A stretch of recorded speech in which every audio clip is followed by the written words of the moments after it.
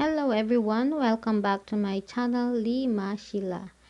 And for today, first time kong gagawa ng review. So itong review na to is about Setakju cleaner or yung washing machine cleaner.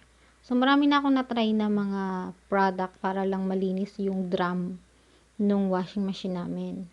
And palagi lang akong nadi-disappoint kasi hindi naman talaga siya nalilinis. Andun pa rin, may amoy pa rin kasi syempre matagal na, halos 5 years na sa amin tong washing machine namin. Kaya ito, nakita ko to sa internet, yung advertise nito sa internet. Ayan no, tingnan nyo, binabad ko siya ng ilang oras lang. Tapos ayan na, nakikita nyo yung lumulutang ng mga dumi. Ibababad mo lang siya ng 2 to 3 hours. Sabi nga doon, mas okay kung ipababad mo siya ng 24 hours. Mas lalabas yung mga dumi. Pero ito, halos lang siya, halos mahigit isang oras ko lang siyang binabad sa tubig.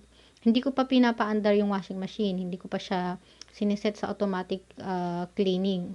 Pero ayan na kaagad kitang-kita na kaagad yung mga nakatagong dumi dun sa drum. So okay siya. Tapos hindi siya yung maabaho, yung kasing amoy ng mga ibang panlinis, masakit sa ilong. Ito wala siyang amoy. Pero kitang-kita mo na talagang nalilinis yung drum ng washing machine.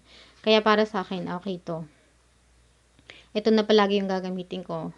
Tapos hindi rin siya pricey, affordable naman siya. Yung isang box, 4 yung laman. So yung drum naman ng washing machine sa isang taon, pwede 2 beses o hanggang 3 beses mo siya linisin. Isi-set mo lang yung washing machine kasi may automatic cleaning na diyan. Ayan ang dami talagang natanggal na dumi. Tsaka talagang kumintab yung drum niya.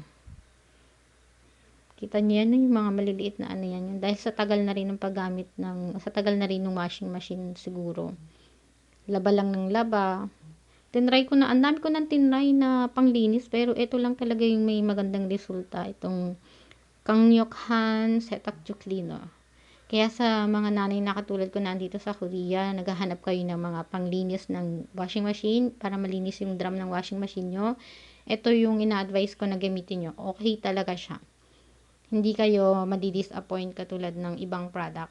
Tapos, ang pinakagusto ko dito, wala kang maaamoy. And just to inform you, this is not a paid advertisement. This is just a pure review based on my personal experience. So, sa mga kababayan ko, here in South Korea, try Setakjokliner and you will be satisfied like me. So again, thank you very much for watching and see you again for my future vlogs. Keep safe!